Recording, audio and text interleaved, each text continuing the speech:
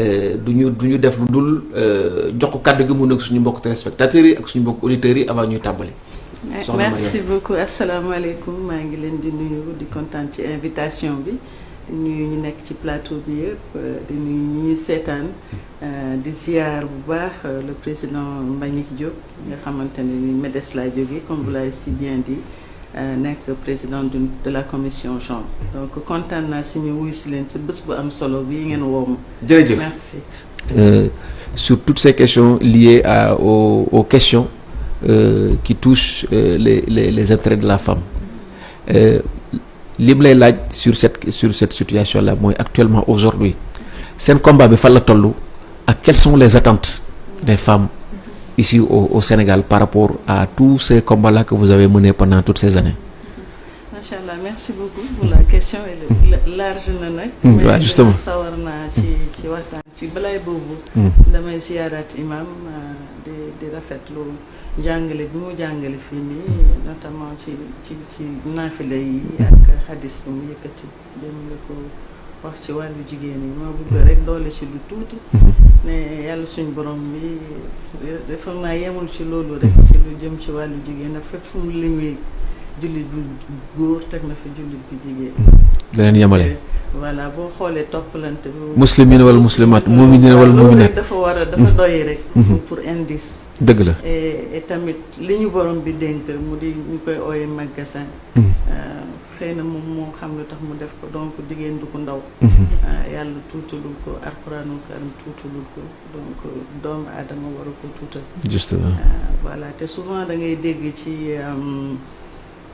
su 8 mars jotee ñu naan tey dañuy may jigéen ñi léegi bi ngay introduire loolu nga wax. justement tey dañ leen di may ñoo jox leen plateau bi. ma yaakaar ne waru woon demee noonu. waroon ngeen ñoo xajal ba nga xamante ne ni phrase boobu du am soxla ñu koy wax. ndax ci la ñu bokk yàlla moo ñu boole. dañuy mottali wante kenn mënu ci dem bàyyi sa morom te booy seet ba seet. góor mun na ñàkk waaye jigéen bu ñàkkee dina métti trop. seet ko rek ci kër.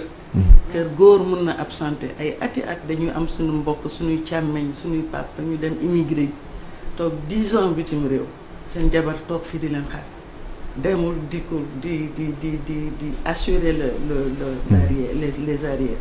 loolu góor mënu ko ka nekk ci bitim réew munoo waatal ko ne moom li soxnaam di def.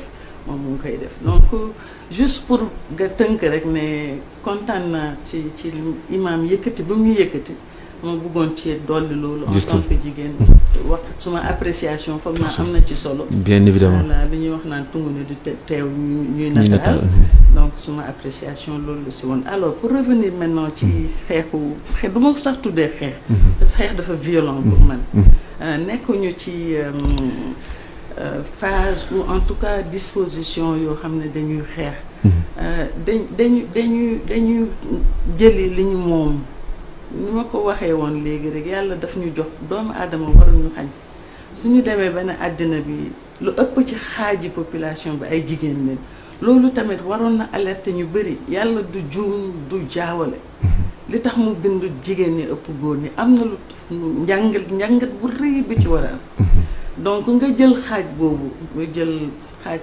population àddina boobu yëpp nga ne leen yéen toog leen yéen daal dañ leen di dénk yu sewaan rek ngeen def ko xam nga su boobaa du ñun lañ ñooy perte de mais ñañu séqal àddina bi muy yéen góor ñi nga xamante ne ñun mënoon nañ bokk ci jàppalante bi yëf yi gën a ñoŋ yëf yi gën a jëm kanam man yaakaar naa combat wu en tout cas j'aime pas dire combat d'ailleurs mbirum jigéen ñi noonu leen yéen suñu càmmiñ ngeen waroon koo di xoole ne benn parti la ci àddina bi bu yàlla bind boo xamante c'est en fait combat mais seen partition bi ngeen di jouer quoi ci symphonie bi daal am ngeen ci partition non bu am solo dañ ko partition bi dañ romb sax lu raw am partition donc buñ ñu kàttanalee buñ ñu joxee li ñu war a jox ñu liggéey comme yéen day gën a ñoŋ rek àddina day gën a neex lu kenn mën ñaan moo ko daal bien évidemment donc combat bi man du mën a tey rek ci affaire par exemple code de la famille bi ñuy wax ni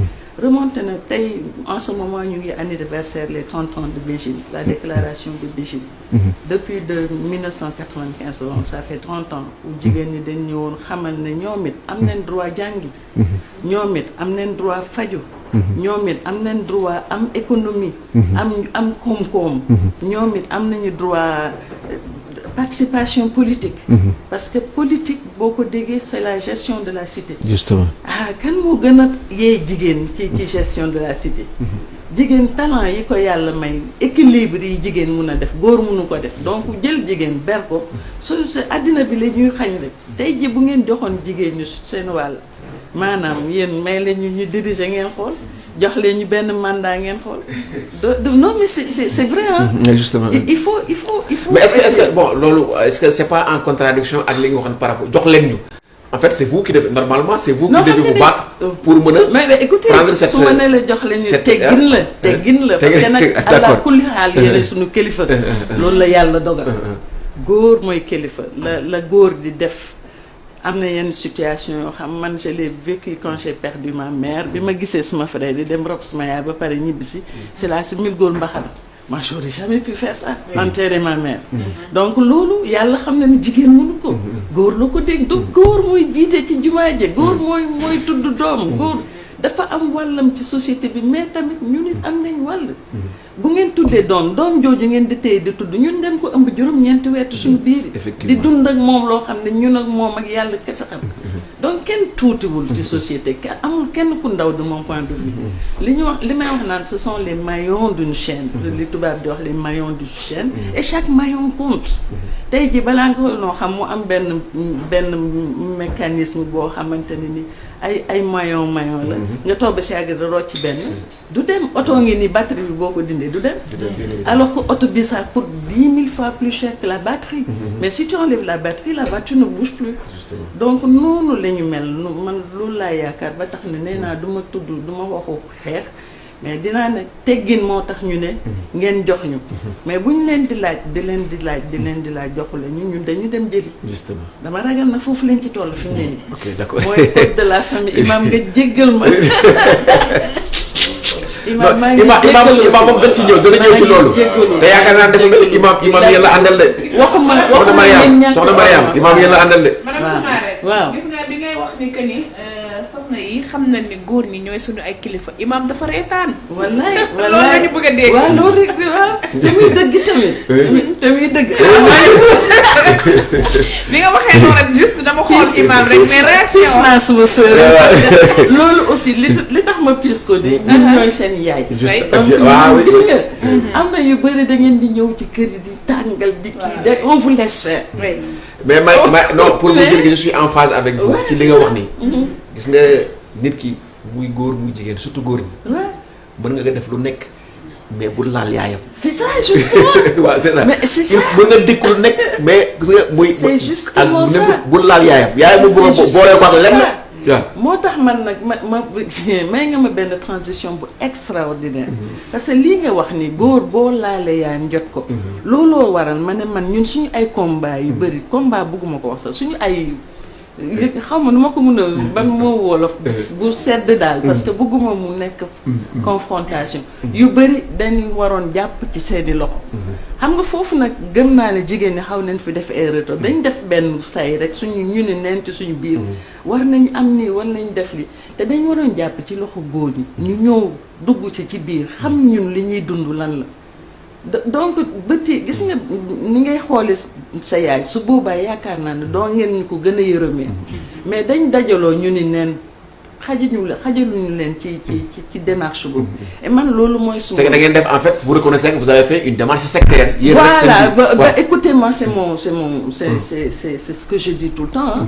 Moi je suis contre le féminisme boo xam ne on est entre filles et on tape sur les hommes non man li ma bëgg mooy ñu àndandoor yow jàppale ci loxo en tant que sama frère ne la gis nga lii ak lii est-ce que normal na mais da ngay comprendre la preuve que tudd sa yaay dana la jot sa sœur yaay sax sori na sa sœur tey jii bëggulu yéene woo ko yenn mais bu sa sœur communiquer comme il se doit ak yow ca kër ga ni leen di yaree ñu yar leen xamal leen ne jigéen yow mi góor ni nga amee xol ni deret nekkee ci yow ni nga amee cerveau sa sœur bii ni noonu la ko amee nii nga ko war a yërëmee jigéen da nga koy parce que dañu am potentialité bu rëy am talent yu bëri comme je dis encore une fois ce serait regrettable que tous ces talents-là soient laissés sur la touche quoi.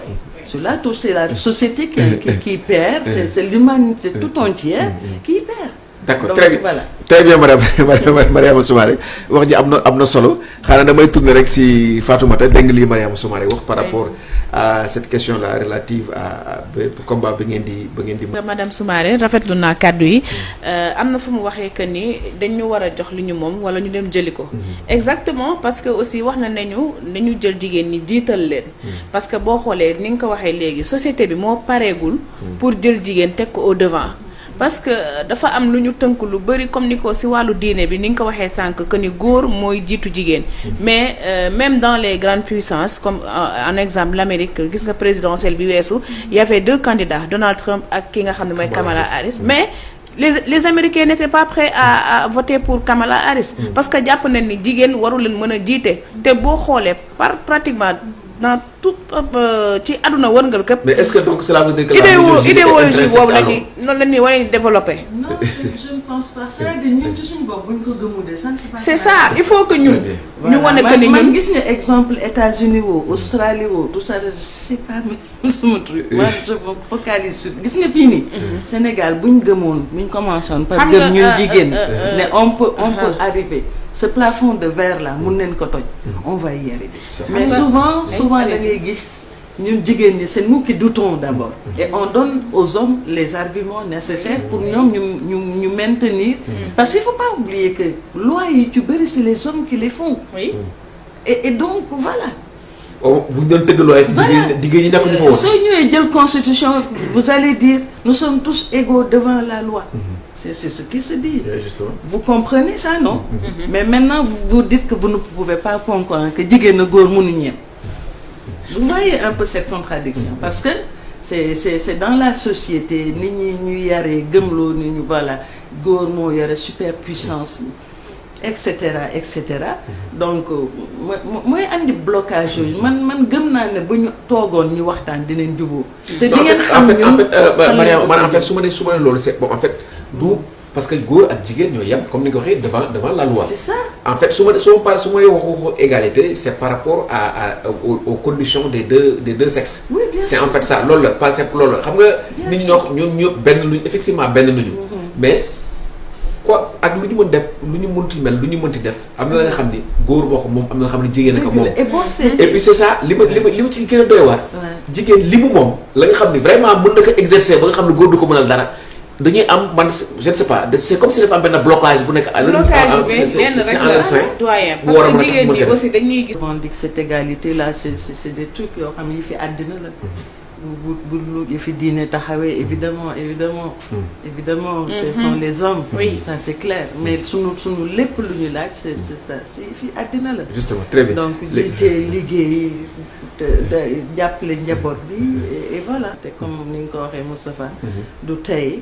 Ça fait des années ñu ngi ciy daw parce que c'est le coup de la famille en général dañ ci jukki rek peut-être autorité parentale pouvoir donner que jigéen mun a jox reconnaissance en tout cas bu accoucher et cetera pour ay am bulletin de naissance et tout ça donc ce sont des aspects de ce code de la famille là et mais code de la famille bi en soi moom moo problématique vis-à-vis des droits des femmes donc dafa néewal jigéen lu bëri sur certains aspects te c'est vrai que imam vraiment def na fi njàngat bu am solo ci wàllu diine ku ci nekk lan mooy sa rôle ku ci nekk fan mooy sa place c'est vrai àddina noonu la ko borom bi tëggee góor lii lay def jigéen lii lay def mais ci biir góor lii lay def jigéen lii lay def la woon démb daf nekkul tey donc il faudrait que moi je pense que religieux yi aussi am nañ ci laaj bu rëy pour jàppale ñu ci loolu ndax ñoom dañ koy gis c'est la vie de tous les jours amul benn quartier boo xamante ne doo toog gis ci affaire yu demee noonu xat-xat yu demee noonu te arrangé wul njaboot gi ci sosu. yow par exemple ngay jigéen dafa bëri léegi famille monoparentale. justement da ngay gis ñu sëy yàlla may leen si bant yàlla weddi sëy bi. ñu tasaaroo souvent bu dee jigéen yaay ji moo koy yore. am na sax les góor yoo xam ne seen yaay dañ leen di yore di jóg ak di daanoog ñoom du feebaree nga faj di nga jox mu lekk di nga jox doo gis papa doo ko dégg. loolu yëpp. c'est comme si les hommes ont démissionné. non c'est ça certains hommes parce que bëgguma tamit. généraliser. Il y a certains hommes qui démissionnent doxuñu seen wàll. donc bàyyi la xale boobu ngay jóg ak moom di daanu ba yàlla nangu def mu dëgër jàng ba am baccalauréat war a bëgg a poursuivre ay études am bitim réew. war a dem inscrire visa am dem. ñu ne ko il faut mu am autorisation papa. te boobu sax. te papa ji xamul lu mu ci lu mu nekk loolu jusque là c'est pas grave. mais au moment de devoir donner ça le père peut dire ñett. juste yow xoolul doom ji de moom yow mu ngi nekk ci sa combat ak soxna si ba léegi. te foofu nag la yaakaar ne imaam yi. war nañ ci jàpp bu baax a baax a baax. en fait ñu def un travail de sensibilisation il faut que ñu def le distinguo entre yéen ñi sekk couple bi mooy lépp. waaye dencante yi. ak njaboot gi ciy juddoo souvent da ngay gis de olof sax da koy lépp góor dina fase jigéen fasewaale njabootam. loolu c'est très grave. donc moo waral ne il faut que ñu mun ko ni ñu ko mun a encadrer mooy jigéen bi aussi ñu jox ko latitude. dans pareilles circonstances mu mun a njabootam bunge ko jox ko li mu soxla pour mu dem àggali njàngam. en tout cas li mu soxla ci pour son développement pour son devenir yaayam mun a intervenir faj loolu. mi ngi mel ni tamit ci wàllu viol ñu dinañ violer jigéen anam yu ñaaw yoo xamante ne ni ñu bëgg koo téyeloo benn ëmb boo xamante ne ni traumatisme bi jigéen ji am diirib ëmb bi yëpp dina ko piquer doom bi. donc potentiel traumatisé la ko jigéen kooku di juri amul cëslaay amul société bi di ko xoolee bët doomam boobu dina màgg ñu ne ko yow sa yaay lii moo ko daloon nii nga juddoo. réseaux sociaux yi ñu nekk léegi nga xamante nit amatuñu kersa amatuñu worma ci dara ci réseaux sociaux yi la ñu ñëw tegal ko fa. donc kooku nga bëgg ko imposer ne ko moom du am alternative yi seet daal doom jooju naka la mun a def bu fekkee mënul ko. sabilillahi il faut que yàlla mi ñu sàkk moom moo am yërmande goo xamante ne ni masama ñun jaam mënuñ jël rek ay textes traduire ko de manière linéaire comme ça sans aucune flexibilité. yàlla dafa bëri yërmande donc nag il faut que tamit ñun jaam yi ñu ëmbalante yërmande te xam ne man nga may ma dara du wàññi ci sa mbaax dara. sa jigéen laa sa yaay laa sa nga defal ma pour ma épanouir dans la vie du loolu moom moo lay xañ sa kilifte. au contraire xam nga sànq de maa ngi kaf di wax naa jigéen boo ñu may benn ñu delloo lu fukk. ñun boo ñu lebalee ni ko olof di waxee ker ñu fay la guddi. loolu la yàlla dogal ci ñun. tey ji buñ ñu dimbalee tatagal ñu bunge ñu ni mu waree mais dinañ mun a épanouir li war yëpp ci suñu cër. En tout cas, suñu rôle, on va jouer ça pleinement. Moi, je le crois fortement. Et donc, je lance un appel, évidemment, aux autorités, notamment l'Assemblée nationale, les députés. Il faut que, à l'Assemblée, il y a également des religieux. Il y a plein de religieux qui sont là-bas maintenant. Et des religieux... Voilà. Au-delà de la parité. Au-delà de la parité. Voilà, et des religieux assez avant-gardistes, assez waxuma dañ avancer par rapport aux autres, mais qui sont au diapason des réalités du monde. Voilà, d'une génération qui savent, qui transcendent des situations. Voilà, on va dire ça. Donc, man, j'ai vraiment foi en cette législature-là, que les choses vont se faire, que les inégalités qui existent dans ce pays-là, en tout cas, si nous ne le faisons pas, dina am ay amélioration. Moi, j'étais heureuse de voir dans l'Assemblée des gens qui sont en situation de handicap. Musuma ko gis ci Assemblée nationale. Donc ces inégalités-là, il faut que ñu jóg ci pour de bon. Et yëf bi évidemment àddina xëyul sotteendoo, mais il faut toujours amorcer. Il faut que ñu amorcer ko benn situation, suñu defee benn effort, benn pas. Après day ñëwaat dina dem ba kenn mënul faj soxla yëpp mais au moins il y a un minimum requis jigéen ñi voilà jigéen ñi. c'est ça quoi comme di ko anglais di waxee step by step. c'est ça step by step. nànk rek ñun kii wuñu andiwuñ ñëwuñ na ñàkk xorma googu defuñu ko du loolu mais nag nit ki li ñu le ustaas léegi de maa ngi la de boo sësee ba ci miir bi yàlla bu miir bi doon ciment jeté nag boo ko sësee dina fippu day fippu.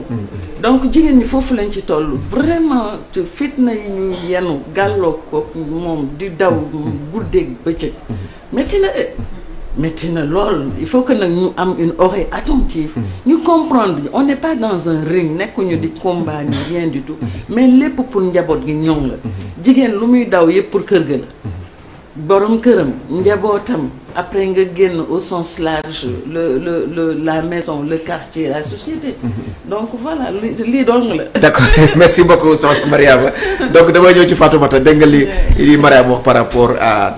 pëjjax yaay ji nekkatuñu xale bi moom il n'a pas demandé à naître moom c'est un innocent comme yàlla nag nii la tuddee diggante ñaari way dencante yi après nag il va falloir que yoon xool bu baax parce que wax ngeen ko sànq mooy ci conclusion assise de la justice yi fi amoon aussi on aimerait bien que li nga xam ne ñooy parlementaires yi ñu def ko benn proposition de loi parce que bëri na ay jigéen yoo xam ne ñu ngi souffrir ci situation yi ni mel da ngay ñëw am opportunité jël sa doom yóbbu ko à l'étranger wala nga may sa doom beneen nationalité bu fekkee da nga am beneen nationalité dëkk alors il faut que nga am autorisation papa ji parfois mën na ko jël def arme ne man du ma signé jàpp ni man wala bu fekkee sax bi ci gën a grave mooy bu fekkee yaay gi dafa amaat beneen borom kër pour mu accorder yaay ji mu yóbbu xale bi sax même parfois pour benn séjour dafa am ñoo xam dañuy réticent parce que dañuy naan jàpp naa ne sama doom waruma ko mën a bàyyi ci yeneen loxo mais gis nga man je me dis toujours que ni doom ak yaay wala yaay ak papa bu ñu séparé woo doom ji fu yaay ji mën a nekk da koy fekk papa ji fu mu mënta nekk allah kul xaal bu màggee ba xam ni kii mooy sama waajur da koy fekk ji parce que xam na ni ñii ñaar ñi ñoo ma jur même nekkatuñu mais fu ku waay mën a ne dina la fekk dem seet ni kii mooy sama yaay kii mooy sama papa alors il faut ñu tenir en compte aussi parce que dafa am loo xam ne dafay jouer ci conscience su xale bi il faut que ñu xool naka la ñuy def ba trouver ay solutions jàpp naa ne nag li ñuy demander c'est un combat man dama yàgg du suivre femmes yi y avait même benn manifestation bu amoon bu doon wax ci lii je pense même su ma juumulee am na benn collectif buy xeex li nga xam ne mooy wàllu autorisation parentale collectif boobu amoon na voilà c'est ça ñu contre les violences faites aux femmes c'est ça il y a plein de manifestations il y a des femmes vraiment des pionnières et d'ailleurs non c'est pas grave il faut que ñu rendre leen hommage oui. Il y en a qui sont sur le terrain qui se battent comme de beaux diables depuis des années et des années donc si lañu amoon benn comment on le dit encore une petite victoire mooy la criminalisation du viol gis nga at yooyu viol yi ni mu takkarnaase woon viol yu bon malgré ça ba tey yaa ngi koy gis ba léegi ça continue et donc voilà c'est vraiment ñu ngi fii ci Sénégal di xeex génération yu jiitu yi ci jeunes yi aussi ñu ngi ci et loolu yëpp pour le bien-être de l'épanouissement de la femme leen koy defee defuñ ko parce que dañu të wala dañ bugg bon wala affaire yi du loolu lépp soo ko andee boo ko dëxëñee ci famille épanouissement de la famille lay dugal donc baal moom non c'est pas grave parce que yow sax yaa nekk la personne la mieux placée parce que da ngay xeex loolu aussi dañuy bëgg nga ñuy jox li nga xam ne mooy ni mu waree alors doyen laaj na ma léegi ci solution yi man je me dis que lépp loo xam ne rek nit ñi ñu ngi koy bëgg ci réew mi dañ ko war a waxtaanee nga toog ak les acteurs concernés bu fekkee am na ay collectifs ñu ñëw xool ministre de la justice ministre de la famille moo xam parlementaire bi naka la ñuy associer xool def benn proposition de loi ñu yóbbu ko à l'Assemblée nationale ñu voté ko parce que aussi ku jur sa doom tey bëgg nga ëllëg si biir mu réussir nekk fenn fi dem ba mënal boppam te loolu c'est une fierté nga gis sa doom mu màgg réussir nekk ci benn yenn niveau yi alors là tu fais la fierté de la famille tu fais la fierté même de tes parents même koo xam ne sax yéene na la jàmm dafay am sa fierté te jàpp naa ni wax dëgg yàlla war nañ mën a jàppale jigéen ñi ci loolu te les femmes elles sont braves man dama koy wax chaque jour da ngay gis une mère célibataire boo xam ne tey dafa am doom elle se réveille tôt le matin toppatoo doomam yóbbu ko à l'école daw dem liggéeyi fii la preuve ñun suñu rédaction bi fii am na des femmes mariées elles se lèvent tôt le matin ñi yóbbu seen doom yi crèche ñi yóbbu seen doom yi école ñu daw ñëw te duñu tardé dañuy ñëw toog liggéey seen liggéey ni mu waree heure wàcc ñu dem wàcc gérer seeni kër vraiment chapeau aux femmes man wax dëgg yàlla en cette journée maa ngi profité bu baax a baax di leen ko souhaité waat bu baax rawatina ñi nga xam ne tam ñoo nekk suñu kër gi fii ñu bokk ak ñoom liggéey bi suñu rédactrice en chef Ndeye Comba Moreau moom tamit mu nekk une femme bu brave waaw à chaque fois dama koy wax ma ne ko Moreau loo teel ñëw da nga ko fiy fekk waaw te mun na ne heure bi du sama heure mais 7 heures du matin da koy fekk fii au bureau mu nekk une femme brave te elle a une petite fille da koy yóbbu crèche indi ko ak yooyu toppatoo ko Mimi Seck Salimane ñoom ñëpp elles sont des femmes yoo xam ne ba si suuf mooy waa les femmes rendent hommage aux femmes le commercial ñoom ñëpp ñu ngi leen di jaajëfal madame Diop ñoom ñëpp ay jàmbaar lañ c'est des femmes braves vraiment ñu ngi leen di jaajëfal bu baax a baax di ñaan aussi ñu lu ñu sonn ci seen njaboot rek yàlla defal leen ko dafa metti ngay bàyyi sa njaboot sedd bi ni mu méttee nga ñëw parfois nga bàyyi une toute comme l'exemple aussi de Nialing Biaye qui a un bébé bu 4 mois 5 mois sedd bi nga bàyyi ko parfois nee na buy ñëw doo bébé bi dafay jooy yooyu yëpp c'est trop difficile dafa métti soo amul dëgër laay rek doo da ngay mujj bàyyi. très bien merci beaucoup soxna Fatoumata je crois que wax ji am na solo et c'est bien quand même de parler de la condition féminine dans les rédactions. Voilà, c'est quelque chose. Cette solidarité entre femmes. C'est important aussi. Effectivement. C'est un trait caractéristique des femmes. Voilà. Malgré quelques petits quiproquos yi am ci mais quand l'essentiel est là ñoom dañuy topp. En tout cas, il faut qu'on l'exerce encore davantage parce que c'est ça qui permet que ñu mën a remporter toute la victoire qu'il faut. Très bien. Il faut que cette solidarité là elle soit véritable. D'accord, très bien. Mais mun na indi sax ay refus de reconnaître la paternité, refus de mariage, mun na indi yooyu yëpp gëdd gi nga daan jox góor ndax et cetera. Voilà nga gis dina am allah kulli al jeexit. Voilà parce que da ngay xool ki ne kii moo ma xañ lii kii moo ma teg lii. et puis amul ci droit. exactement àddina dafay avancer. et puis ça ko démb nañ doon yaree jigéen démb ak na taxawaay ba góor amoon démb ku yebu rek xool ko suñu bàyyi. ni ñu doon téye seeni soxna ñoo doon am ñeenti soxna ci benn kër. coow di jib. loolu est-ce que léegi mun na nekk. te benn alxuraan bi moo fi nekk ba léegi. yàlla suñu borom bi moo fi nekk ba léegi. donc diine ak l'islam gi moo fi nekk ba léegi il faut que nag mu am bunge boobu.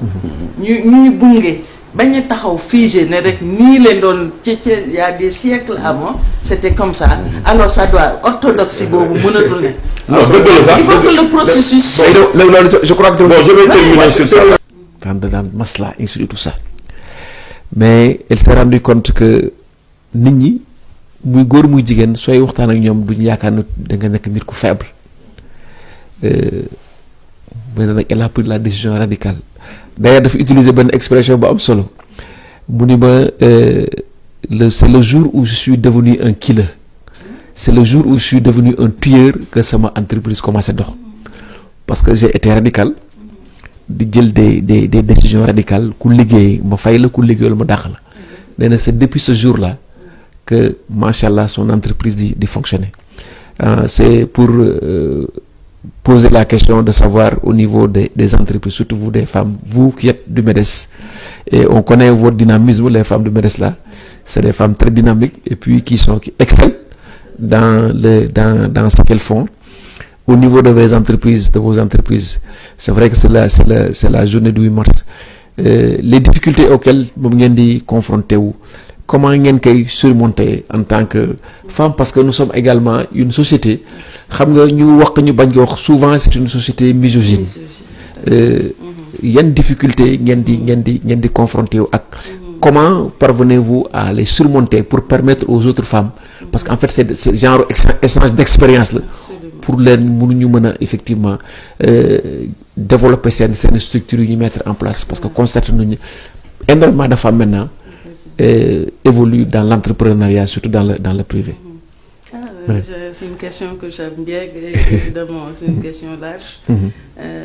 li may wax rek mooy entrepreneuriat une entreprise de dëgg la soxla. C'est vraiment. da ngeen di xoolante droit dans les yeux et vous dites la vérité J'aime bien le terme bi anecdote bi nga cité léegi. Il faut être un killer, effectivement. Il faut être à cheval sur la vérité. soo bëggee sa liggéey dox da ngay sekk ak ñoo xamante mun neen doxal sa liggéey. da ngay jël say sentiments, say empathie, tout ça là nga xaw ko waxuma nga dindi ko ci yow mais nga xaw a am noo ko traiter en tout cas. Et regarder les choses objectivement, ne pas avoir peur que ku la mere boo bëggee manager une équipe. Voilà, il faut ne pas avoir peur de ça, ne pas avoir peur de prendre des décisions impopulaires. Pourvu que mu nekk dans la loyauté. Et dans l'intérêt de l'entreprise. Et dans l'intérêt de l'entreprise. Parce que souvent, manager au Sénégal, c'est très compliqué. Des fois, da ngay toog ba si yàgg nga ne mais man est-ce que moi je suis crazy quoi. Comment je peux rentrer dans ce truc-là. Mais en même temps, entrepreneuriat dafa mel ni drogue. Tu mets le doigt à la main, il passe le tout. Da ngay commencer na xaaral ma fawanto tuuti. Et chaque jour tu as des défis à relever et day dem ba mel ni adrénaline ci yow. Donc tu vis que de défis, que de choses difficiles, des montagnes à soulever et voilà. Donc loolu warum metti mais entrepreneuriat égale opportunité la. Opportunité la mooy nga def yàlla dajale la ak ay nit. Parce que heureusement loolu am na autant il y a des gens yoo xamante qui peuvent vouloir te tirer vers le bas. Mais am na d'autres gens yoo xam ne bu la yàlla boole ñoom ci seen yoon. dañ lay yëkkati et vraiment vous allez me donner l'occasion. Justement. de rendre un vibrant hommage au président Mbagnick Diop. Ni ma ko décrire mooy c'est quelqu'un boo xamante ne da ngay ñëw seet si ko benn piscine bu ngand day am këram. nga ñëw nuyu ko ngeen waxtaan ba si ak mu pousse la ci piscine bi.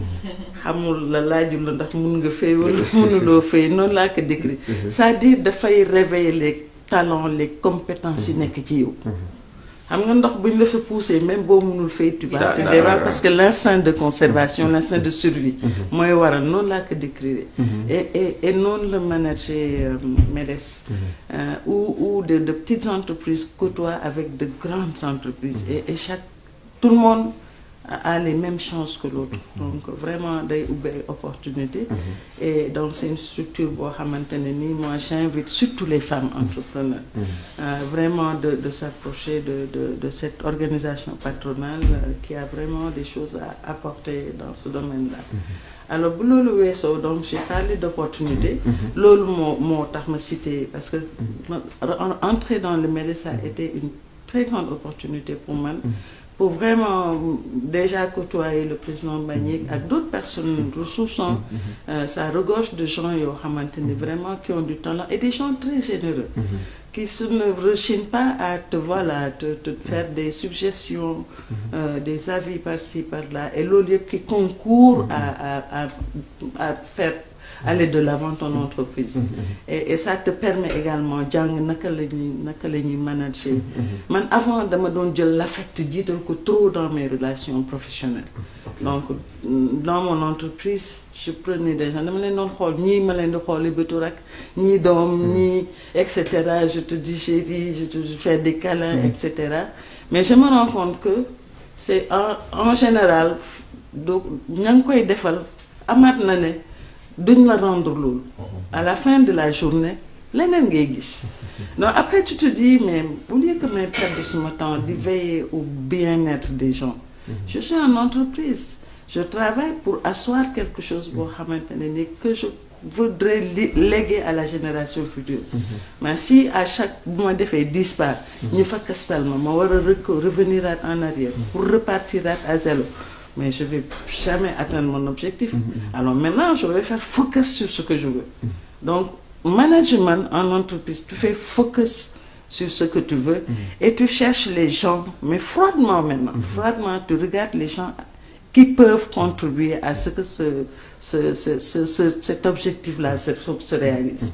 Donc, loolu c'est un conseil que je donne à toutes les personnes qui ont une entreprise, de faire très attention avec l'affect, etc. Ça peut te porter plus, ça peut te revenir en tout cas. Très bien. D'où la gagne parce que moi je pars du principe. Parce qu'on part du principe que jigéen dafa bari yërmande. dafa bari yërmande. Et puis tamit yàlla suñu borom bi day yàlla est toujours là yàlla kenn mënu ko nax donc mënuloo ñëw nga jiital sa xol ci nit yéene nit kooku bëgg a ëlbatiku bëgg la galgal ba pare moom mu triompher bàyyi noonu rek bàyyi suñu borom bi rek ngeen dawal seen incha allah ka la bëgg a galgal yàlla dana ko remplacer koo xamante ne yàlla moo tax seetaan non xam nga gis nga da ngay foog ne yàlla day seetaan mais yàlla du seetaan yàlla da lay construire non maa bëgg defi métit non c'est yàlla moo lay tabaxee noonu dana la tegal ci sa yoon ñoo xamante qui n'ont rien à voir sur ton chemin mais danañu ñëw boo moytu sax dinañ occuper des places de choix mais tout ça contribue yow yàlla mu ngi lay tabax te xamuloo ci dara ba nga xamante ne ni bu waxtu boobu jeexee nag sa ngay dajeek ñeneen ñoo xamante ne ni xam nañ li sa entreprise di tekki xam nañ li muy jëriñ xam nañ la ngeen di wut et da ngeen di àndandoo tabaxandoo donc management noonu nga koy defee par escalier la. Très bien. Ça n'est pas abouti du jour au lendemain et c'est en perpétuelle reconstruction. Très bien. Parce que pendant ce trajet-là, donc certains sortent, d'autres rentrent, mais continuez à tisser parce que voilà, c'est ça quoi. nee nañ ko waxee kenn matul. Donc on se complète. Donc naka ku nekk déggee noonu ñoo ngi leen di vraiment gërëm di leen sant soxna Mariama di wax ni rek soxna Mariama tey elle est accompagnée de sa grande sœur soxna Awa bu ànd ak moom ci émission bi moom tam ñoo ngi koy gërëm di ko sant.